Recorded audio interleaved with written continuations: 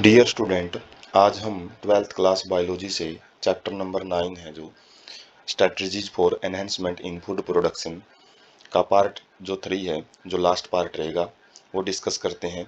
और इस पार्ट में मेनली हम वो टेक्निक देखेंगे जिसके द्वारा जो फूड क्वालिटी है उसको इम्प्रूव किया जा सके।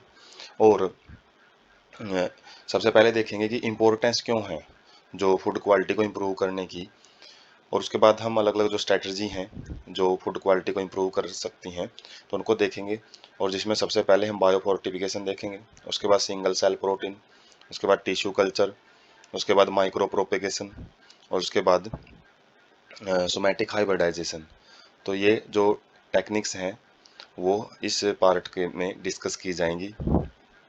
तो स्टार्ट करते हैं importance of improved food quality. More than 840 million people do not have adequate food to meet their nutritional requirement। पूरे वर्ल्ड में लगभग 84 करोड़ जो 840 मिलियन लोग ऐसे हैं जिनको प्रचुर मात्रा में खाना नहीं मिल पाता, और जिसकी वजह से वो अपनी न्यूट्रिशनल रिक्वायरमेंट उनको नहीं पूरा कर पाते।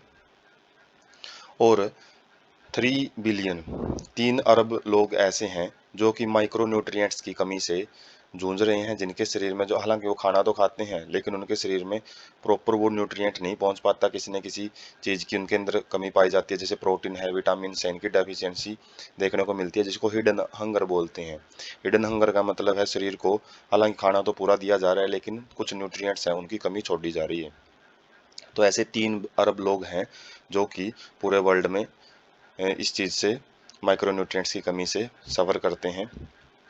Because they can not afford to buy enough fruits, vegetable, legumes, fish and meat. और रीज़न क्या रहता है? क्योंकि उनके पास इतना पैसा नहीं होता, जो गरीब फैमिली से आते हैं ज़्यादातर। तो जो कि फ्रूट्स वगैरह हैं, वेजिटेबल वगैरह हैं, लेग्यूम्स मतलब दालें, फिश, मीट, इनको खरीद सकें। डाइट लैकिंग एसेंशियल माइक्रोन्यूट्रिएंट्स है। और यदि उनको ये लगातार यही डाइट दी जाती है जिसके अंदर ये माइक्रोन्यूट्रिएंट्स इनकी कमी रहती हैं, पार्टिकुलरली आयरन है, विटामिन ए है, आयोडीन और जिंक है, यदि इनकी कमी के जो वो खाना लगातार खाते रहते हैं तो इससे जो बीमारी होने के जो खतरे हैं वो ज़्यादा बढ़ जाते हैं, जिससे उनका लाइफ स्पैन है, जो जीवन काल है वो भी कम हो जाएगा। और मेंटल एबिलिटीज, जो उनके बौद्धिक अक्षमता है वो भी उनकी कम हो जाती है। तो इसी इन चीज़ को इम्प्रूव करने के लिए जो सबसे पहले टेक्निक हम देखेंगे बायो फोर्टिफिकेशन। तो ये क्या होती है? Breeding crops with higher level of vitamin and minerals और higher protein and healthier fats. तो इसमें क्या किया जाता है? उन फसलों को उगाया जाता है जिनके अंदर जो विटामिन हैं, मिनरल्स हैं, हायर प्रोटीन है और हेल्थियर फैट हैं वो ज़्यादा मात्रा में पाए जाएं। वैसे नॉर्मली जो प्लांट्स हैं उनमें स्टार्च पाया जाता है, लेकिन बायो फोर्टिफिकेशन का मतलब है कि न्यूट्रिशनल वैल्यू को इंक्रीज करना। तो ये प्रोसेस में हम जो विटामिन मिनरल्स वगैरह जो अलग अलग न्यूट्रिएंट्स हैं उनकी मात्रा है वो बढ़ाते हैं क्रॉप्स के अंदर। ऑब्जेक्टिव्स ऑफ इम्प्रूविंग, इम्प्रूव करने का क्या ऑब्जेक्टिव है, क्या मकसद है? ताकि जो प्रोटीन कंटेंट एंड क्वालिटी है उसको इम्प्रूव किया जा सके, ऑयल कंटेंट है जैसे फैट वगैरह है और उसकी क्वालिटी उसको बढ़ाया जा सके, विटामिन कंटेंट है, माइक्रोन्यूट्रिएंट एंड मिनरल कंटेंट है, इनको फसल के अंदर उनके जो जेनेटिक जीन के अंदर ही इनको लेके आना ताकि अलग से इनकी जो अलग अलग मीट वगैरह के जरिए सप्लाई ना करनी पड़े। एग्जाम्पल क्या है? जैसे मेज हाइब्रिड जो मक्का है, had twice amount of amino acid lysine tryptophan were developed in 2000 के अंदर जो मेज की जो कुछ किस्में तैयार की गई जिसके अंदर जो पहले से दुगनी मात्रा पाई गई अमाइनो एसिड मतलब प्रोटीन्स की। और जो अमाइनो एसिड कौन से इसमें लाइसिन और ट्रिप्टोफैन, तो वो ज़्यादा देखने को मिले जो एक किस्म तैयार की गई मेज की 2000 के अंदर। Wheat variety Atlas 66 having a high protein content है। तो वीट है वैसे इसके अंदर स्टार्च ही ज़्यादा पाया जाता है, लेकिन एटलस जो 66 है इसके अंदर हाई प्रोटीन कंटेंट है वो तैयार किया गया। आयरन फोर्टिफाइड राइस, इसी प्रकार से आयरन लिए हुए जो राइस की वैरायटी है, चावल की वैरायटी है, वो तैयार की गई और containing over 5 times as much iron. तो पहले की जो चावल थे उनसे ये 5 गुना तक आयरन है जो लोहा है वो लिए हुए थी। तो बायो फोर्टिफिकेशन में फसलों के अंदर कुछ जो न्यूट्रिशनल जो अलग अलग न्यूट्रिएंट होते हैं, माइक्रो न्यूट्रिएंट, उनकी मात्रा को बढ़ाया जाता है। Iron Indian agriculture research institute जो IARI है, दिल्ली के अंदर जो काम करती हैं, तो उनका क्या रोल है इसमें? Released several vegetable crops that are rich in vitamin and minerals. तो उन्होंने काफ़ी जो सब्जियों को सब्जी की जो कुछ फसलें हैं उनको रिलीज किया है। रिलीज का मतलब मार्केट में लॉन्च किया है, जिनके अंदर अच्छा खासा जो प्रोटीन, जो विटामिन और मिनरल्स हैं वो पाए जाते हैं। जैसे एग्जांपल है विटामिन ए एनरिच्ड कैरेट, गाजर की एक ऐसी किस्म तैयार की जिसके अंदर विटामिन ए ज़्यादा पाया जाता है। स्पाइनेक जो पालक होता है, और पंपकिन कद्दू, तो इनके अंदर विटामिन ए की मात्रा को बढ़ाया गया है। Vitamin C enriched bitter ground gourd, bathua, mustard, tomato, तो विटामिन सी है इन फसलों में ज़्यादा मात्रा इनकी बढ़ाई गई है। और जो iron and calcium enriched spinach and बथुआ, तो आयरन और कैल्शियम, जैसे हरी सब्जियां होती हैं इनके अंदर ज़्यादातर आयरन और कैल्शियम पाए जाते हैं, तो इनके जो मात्रा है वो और ज़्यादा बढ़ाई गई है। प्रोटीन एनरिच्ड बीन, जो सोयाबीन होते हैं उनके अंदर प्रोटीन की मात्रा और ज़्यादा बढ़ाएगी।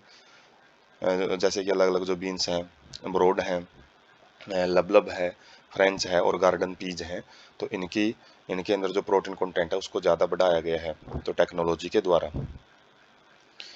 तो हम एक आइडिया समझते हैं यहाँ से, जो ट्रेडिशनल फोर्टिफिकेशन होती है, तो इसके अंदर क्या होता है, जैसे हमारी फसलें हैं, फसलों के साथ में हमको न्यूट्रिएंट्स हैं वो लेने पड़ते हैं फूड प्रोसेसिंग में।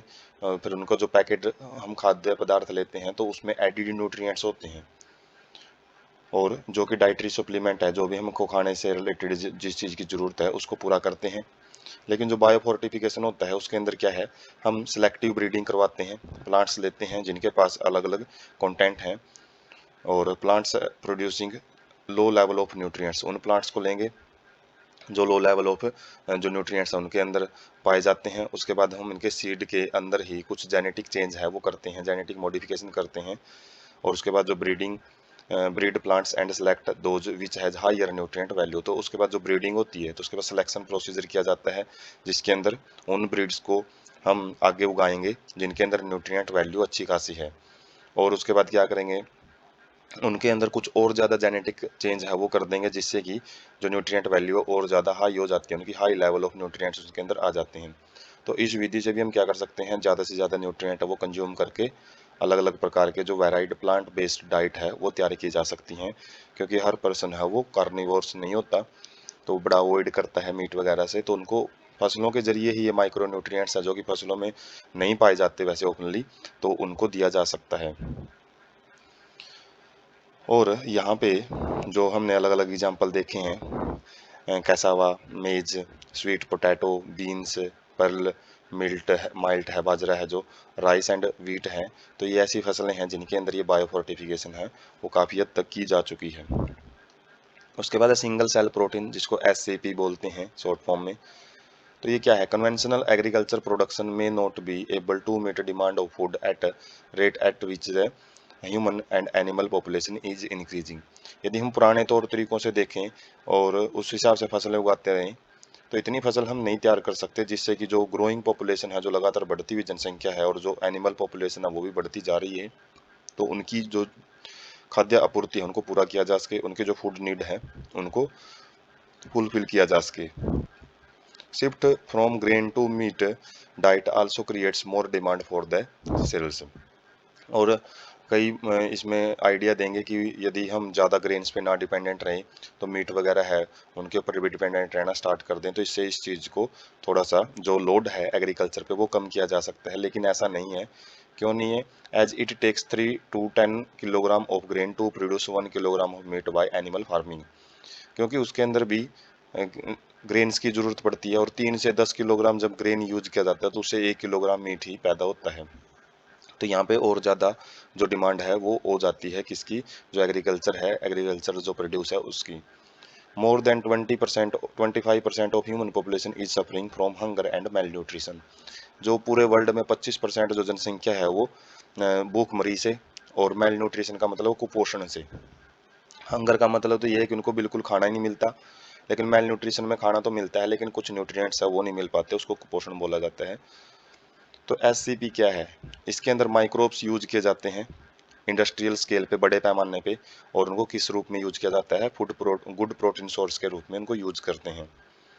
तो इसके अंदर कौन से जो माइक्रोब्स यूज किए जाते हैं, ब्लू ग्रीन एल्गिया जैसे स्पाइरुलिना है, इनको हम can be easily grown on the material like waste water from potato processing plant containing starch and straw molasses and animal manure. तो इनको हम ऐसे पानी में उगा सकते हैं जो वेस्ट वाटर होता है, किसका, पोटैटो प्रोसेसिंग प्लांट का मतलब है जहाँ पे जो आलू हैं उनकी प्रोसेसिंग की जाती है, चिप्स वगैरह बनाए जाते हैं उनको धो के, और जो भी उनका जो वाटर निकलता है तो उनके अंदर काफ़ी स्टार्च पाया जाता है। स्ट्रा मतलब भूसा होता है जो कि एक बाई प्रोडक्ट होता है एग्रीकल्चर का। मोलेसिस जो गुड़ होता है गन्ने से, जो भी एक लिक्विड मटेरियल तैयार किया जाता है उसके बाद उसको सॉलिडिफाई किया जाता है। और एनिमल मैन्योर जो जानवरों का जो खाद, जानवरों से जो खाद मिलता है उनके जो पानी वेस्ट वाटर से इनको उगाया जा सकता है। एंड इवन सेवेज और सेवेज जो गंदे नाले होते हैं उनके अंदर भी इनकी जो लार्ज क्वांटिटीज है उनको तैयार किया जा सकता है। Can serve as a food rich in protein minerals fat carbohydrate and vitamin. तो जो स्पाइरुलिना है इनके अंदर प्रोटीन, जो मिनरल्स, खनिज लवण, वसा, कार्बोहाइड्रेट और विटामिन काफ़ी मात्रा में पाए जाते हैं। Incidentally such utilization also reduce environmental pollution. और साथ में ये किसके अंदर ग्रो करते हैं, जो वेस्ट वाटर होता है तो वो वेस्टेज को यूज करते हैं ये एक यूटिलाइजेशन फॉर्म के अंदर जो कि यूज की जा सके, और साथ में ये क्या करते हैं फिर वातावरण प्रदूषण को भी कम करते हैं।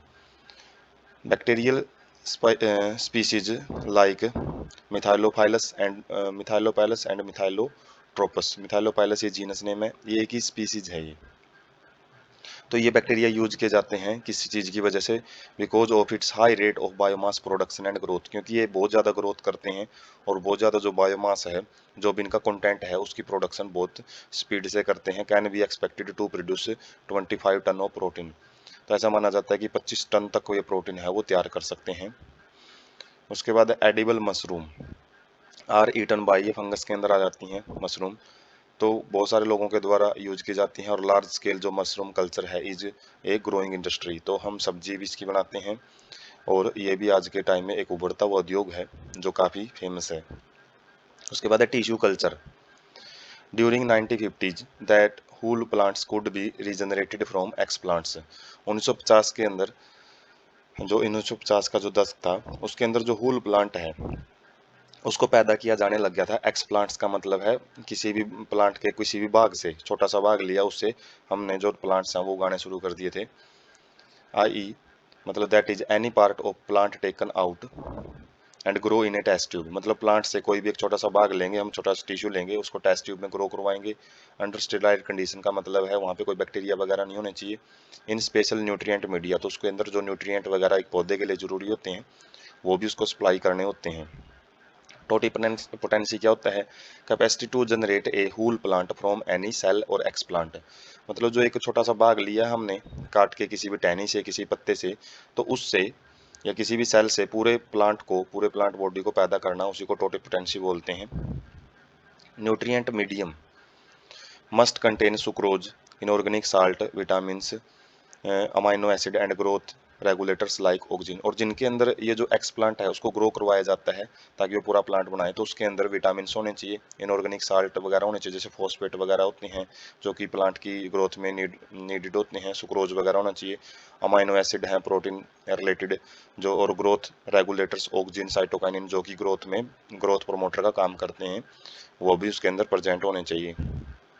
तो इसकी एप्लीकेशन क्या है, a large number of plants can be propagated in very short duration. तो कुछ ही टाइम में हम क्या कर सकते हैं, जो प्लांट टिश्यू है वो तो कितना ही हम एक प्लांट से इकट्ठा कर सकते हैं, और हर एक प्लांट से के जो वो टिश्यू लिया है उससे एक नए नए जो प्लांटलेट हैं उनको फिर जब वो पैदा होते हैं तो उनको मिट्टी में उगा के बहुत ज़्यादा बड़े लेवल पे बहुत ज़्यादा प्लांट्स को हम उगा सकते हैं इस टेक्निक के द्वारा। तो इसमें क्या किया जाता है, जैसे यहाँ से हम आइडिया ले सकते हैं कि टिश्यू सैंपल लिया जाएगा स्क्रैप्ड फ्रॉम पेरेंट प्लांट, कोई भी पत्ता जैसे कोई भी स्टेम है किसी पेरेंट प्लांट का, वहाँ से मतलब छील के हम छोटा सा भाग लेंगे, उसके बाद पेट्री डिश में रखा जाएगा, ये पेट्री डिश होती है, और इसके अंदर जो न्यूट्रिएंट मीडियम है उसके अंदर सारी जो चीज़ें हैं ऑक्सीजन वगैरह साइटोकाइनिन वो इसमें दी जाती है। अगार मीडियम का मतलब है एक वो मीडियम होता है ये जिसके अंदर जो पोरस सब्सटेंस होता है, जेली लाइक सब्सटेंस के अंदर ये ग्रो करवाए जाते हैं, उसके बाद जो सैंपल हैं वो टीनी प्लांटलेट्स में डेवलप हो जाते हैं, छोटे छोटे प्लांट बनने स्टार्ट हो जाते हैं, और उन प्लांट्स को हम क्या कर सकते हैं फिर किसी भी जगह पे उनको कंपोस्ट करके, जैसे नर्सरी टाइप में जो प्लांट्स होते हैं छोटे प्लांट्स, उनको और ज़्यादा ग्रो करवाया जा सकता है। उसके बाद उनको फील्ड में लगा सकते हैं। उसके बाद है micro propagation, method of producing thousands of plant through the tissue culture. Tissue culture के द्वारा हजारों प्रकार के जो प्लांट्स हैं उनको तैयार किया जा सकता है, हजारों प्लांट्स को तैयार कर सकते हैं एक साथ। सोमा क्लोन्स क्या होते हैं? Offsprings plants produced genetically identical. और जो इस टेक्निक से जो टिश्यू कल्चर या माइक्रो प्रोपेगेशन है, माइक्रो प्रोपेगेशन का मतलब छोटा जो टिश्यू है, टिश्यू कल्चर का ही टाइप है एक प्रकार का। माइक्रो का मतलब है छोटा लेवल पे किसी भी टिश्यू को हम जब प्रोपेगेट करते हैं, उसकी जो मात्रा है, उसकी कंटेंट है, उसको बढ़ाते हैं, तो उसी को माइक्रो प्रोपेगेशन बोलते हैं। और इसके अंदर जो भी ऑफस्प्रिंग बनेंगे वो एक ही प्लांट से हमने मटेरियल लिया है, तो उसी पेरेंट प्लांट जैसे ही वो बिल्कुल आइडेंटिकल होते हैं, कॉपी होते हैं ओरिजिनल प्लांट की। जैसे एग्जांपल कहाँ पे यूज किया जाता है ये technique? Tomato, banana, apple etcetera have been produced on commercial scale. तो बड़े पैमाने पे ये प्लांट है वो उगाए जा सकते हैं। एप्लीकेशन क्या है इनकी? Recovery of healthy plants from disease plants से। तो हम क्या कर सकते हैं, एक हेल्थी प्लांट्स को भी तैयार कर सकते हैं किसी भी डिजीज प्लांट से। वो कैसे? कि यदि हमने एक ऐसा बाग से जो टिश्यू लिया है जो कि बिल्कुल स्वस्थ है, एक प्लांट जो डिजीज्ड प्लांट है उसका तो कोई ना कोई भाग तो स्वस्थ मिलेगा ही, तो वहां से हम टिश्यू है वो ले लेंगे, और वहां से फिर जो टिश्यू है हेल्थी है वो, और उसके बाद जो प्लांट ग्रो करेगा वो भी हेल्थी बनेगा। फिर even if meristem from virus infected plant is free of virus. तो वही बात आ गई, जो किसी भी प्लांट के अंदर यदि वायरस से वो इन्फेक्टेड है, तो उसका जो मेरिस्टेमेटिक जो टिप वाला भाग होता है, स्टेम की टिप वाला, रूट की टिप वाला भाग, तो वहां से हम जो थोड़ा सा टिश्यू लेंगे तो वो हेल्थी मिलेगा। So meristems can be grown in vitro to obtain virus free plant. तो इसी मेरिस्टेम को हम ग्रो करवा सकते हैं लैब के अंदर, विट्रो का मतलब लैब, ताकि वायरस फ्री प्लांट्स हैं उनको उगाया जा सके। Scientist have succeeded in culturing meristems of banana, sugar cane and potato. जो वैज्ञानिक हैं वो सक्सीडेड का मतलब है सफल हो चुके हैं क्या करने में? कल्चरिंग ऑफ मेरिस्टेम, जो बनाना है, शुगर केन और पोटैटो है, इनकी स्पीसीज को इस तरीके से तैयार किया जा चुका है। उसके बाद है somatic hybridization. Scientist isolated single cell from the plants by digesting their cell walls with naked protoplast। तो इसके अंदर क्या किया जाता है, जो साइंटिस्ट हैं सिंगल सेल को, एक सेल को निकालते हैं किसी प्लांट से, और बाय डाइजेस्टिंग दियर सेल वाल्स, तो सेल वाल जो होती हैं जो प्लांट के एक आउटर कवरिंग का काम करती है प्लांट सेल्स में, तो उसको डाइजेस्ट मतलब उसको तोड़ा जाता है सेलुलोज एंजाइम के द्वारा। और उसके बाद जो प्रोटोप्लास्ट का मतलब है जो सेल का कंटेंट है उसको नेक्ड कर लिया जाता है, उसको बिल्कुल एक्सपोज कर दिया जाता है, बाहर से हम उसको यूज कर सकते हैं। वैसे तो जो प्लांट सेल वाल होती है वो बिल्कुल प्रोटेक्ट करके रखती है, यदि हमने उसको हटा दिया तो प्रोटोप्लास्ट का हम यूज कर सकते हैं फिर किसी भी अलग अलग एक्सपेरिमेंट के अंदर। आइसोलेटेड प्रोटोप्लास्ट, जो ये प्रोटोप्लास्ट इस तरीके से हमने अलग किया है, अलग अलग डिफरेंट वैरायटी से हम लेंगे फिर वो, और कैन बी फ्यूज्ड, तो उनको फ्यूज कर सकते हैं, जैसे गैमेट फ्यूज होते हैं, और उससे जो हाइब्रिड प्रोटोप्लास्ट हैं, मतलब जो एक मिक्स प्रोटोप्लास्ट हैं, वो तैयार किए जा सकते हैं। Which can be further grown to form a new plant, somatic hybrids. और जिनको फिर आगे जो नए प्लांट्स में ग्रो करवाया जा सकता है, और जो वो पौधे बनेंगे वो सोमैटिक हाइब्रिड्स होते हैं। सोमैटिक का मतलब है नॉर्मल जो सेल्स होती हैं बॉडी में, जर्म सेल्स को छोड़ के। यदि जर्म सेल्स फ्यूज हो तो उसको फर्टिलाइजेशन बोलेंगे, वो तो सेक्सुअल रिप्रोडक्शन में आ जाता है। लेकिन यदि जर्म सेल्स को छोड़ के नॉर्मल सेल किसी भी पौधे से लें, अलग अलग नस्ल के पौधों से, अलग अलग जो वैरायटी के पौधे हैं, और उसके बाद उनका हाइब्रिडाइजेशन करवाएं, तो वो सोमैटिक हाइब्रिड्स तैयार करते हैं। प्रोसेस इज कॉल्ड, और जो ये प्रोसेस है इसको सोमैटिक हाइब्रिडाइजेशन बोला जाता है। जैसे एग्जांपल है protoplast of tomato is fused with that of the potato. जो प्रोटोप्लास्ट है टोमेटो प्लांट का, वो पोटैटो के साथ यदि हम फ्यूज करते हैं तो जो हाइब्रिड बनेगा उसको ग्रो करवाया जाएगा, grown to form a new hybrid plants combining tomato and potato characteristics. तो जो नया पौधा बनेगा उसके अंदर टमाटर के भी और जो आलू के भी गुण हैं वो दोनों देखने को मिलेंगे, resulting in the formation of pomato, और ऐसे प्लांट्स को पोमैटो बोला जाता है। Unfortunately this plant did not have all desired combination for commercial utilization. तो वैसे जो ये प्लांट्स हैं इनके पास वो सारे कॉम्बिनेशन तो नहीं पाए जाते जो कि इनको बड़े पैमाने पे यूज कर सकें, लेकिन ये एक अच्छी रिसर्च मानी जाती है और काफ़ी टाइम टू टाइम इसके अंदर अपडेशन है वो किए जा सकते हैं। तो जैसे ये सोमैटिक हाइब्रिडाइजेशन है, इसके अंदर क्या बात होती है, तो हम यहाँ से एक आइडिया ले सकते हैं। सबसे पहले इस पिक को देखते हैं। तो एक प्लांट है, उसकी जो सेल्स हैं, सोमैटिक सेल्स, उनको लिया जाता है और आइसोलेटेड प्रोटोप्लास्ट मतलब जो सेल वाल है उसको डाइजेस्ट किया जाएगा। प्लाज्मोलाइज्ड सोर्स टिश्यू का मतलब है ये जो टिश्यू जब भी प्लांट से लिया जाएगा तो उसको प्लाज्मोलाइज्ड का मतलब उसकी जो प्लाज्मा मेम्ब्रेन है वही रखी जाती है और जो सेल वॉल है उसको डाइजेस्ट करवाया जाएगा। तो अलग अलग कलर क्यों रिप्रेजेंट कर रखे हैं, ये अलग अलग वैरायटीज को शो कर रहे हैं। तो एक सोमैटिक सेल्स हमने यहाँ से उठा ली, एक सोमैटिक सेल यहाँ से, उसके बाद इनके बीच में जैसे ही सिमेट्रिक फ्यूजन होंगे और एसिमेट्रिक फ्यूजन का मतलब है मतलब जिसके अंदर जो ये दोनों सेल्स हैं उनको मिलाया जाता है और मिलाने के बाद उसके बाद केमिकल और इलेक्ट्रिकल इम्पल्स इनको दिए जाते हैं ताकि जो ये सेल्स हैं ये फ्यूज हो जाती हैं और इनके अंदर भी जो केमिकल और इलेक्ट्रिक इम्पल्स देके इनको फ्यूज करवाया जाता है। तो इसमें जो एसिमेट्रिक फ्यूजन का मतलब क्या होता है, इसके अंदर जो दोनों टाइप से मतलब अलग अलग टाइप के हैं ये जिसके अंदर फ्यूजन करवाए जाते हैं, मतलब जो इनको मिलाने के अलग अलग तरीके होते हैं। सिमेट्रिक में सिमेट्रिकल कंडीशन में सिस्टमेटिक तरीके से इनको फ्यूज करवाया जाता है, जबकि इसके अंदर हम सबसे पहले जो डोनर जीनोम होता है उसके टुकड़े करवाते हैं। जैसे यहाँ से जो भी डोनर लिया है उसके फ्रैगमेंट्स करवाए जाएंगे और फ्रैगमेंट्स के बाद फिर इन फ्रैगमेंट्स को दूसरे वाले जो प्रोटोप्लास्ट है उनके अंदर डाल दिया जाता है और उसके बाद केमिकल इलेक्ट्रिकल इम्पल्स से इनके मतलब ऐसी कंडीशन तैयार की जाती है कि फ्यूज कर जाती हैं। वैसे फ्यूज नहीं करती हैं लेकिन हमने जो कुछ इनके अंदर स्ट्रेटजी वगैरह यूज की जाती हैं जिससे फ्यूज हो जाती हैं। उसके बाद जो हाइब्रिड सेल है विद बोथ पेरेंट्स जोम जीनोम, तो ये देख सकते हैं हम दोनों कलर हैं इसके अंदर और रिप्रेजेंट कर रहे हैं कि दोनों करेक्टरिस्टिक्स ये लिए हुए हैं। इनको क्या किया जाता है फिर कोलेजोनोजेनेसिस, कोलेजनोजेनेसिस का मतलब है इनको एक पेट्री डिश के अंदर न्यूट्रिएंट मीडियम में ग्रो करवाया जाएगा। ऑर्गेनोजेनेसिस का मतलब है इनके अंदर जो छोटे ऑर्गन्स हैं वो बनने स्टार्ट हो जाएंगे। उसके बाद जो छोटे प्लांटलेट्स बनेंगे तो उनके अंदर जो सोमैटिक हाइब्रिड उनको बोला जाता है। जैसे इसका एग्जांपल हम देख सकते हैं, जो पोमैटो की बात कर रहे थे, तो ऐसे प्लांट होते हैं ये, वैसे उगाए तो जाते हैं लेकिन इनके पास इतने ज़्यादा डिजायरेबल करेक्टर नहीं मिलते। जिनके ऊपर तो जो टोमेटो लगते हैं टमाटर, और जो नीचे जड़ों में क्या लगते हैं जो पोटैटो हैं वो लगते हैं। एक ही प्लांट है जिसके साथ में दोनों खेती हैं, वो दोनों फसलें हैं वो एक साथ में उगाई जा सकती हैं, एक ही प्लांट से हम इनको प्राप्त कर सकते हैं।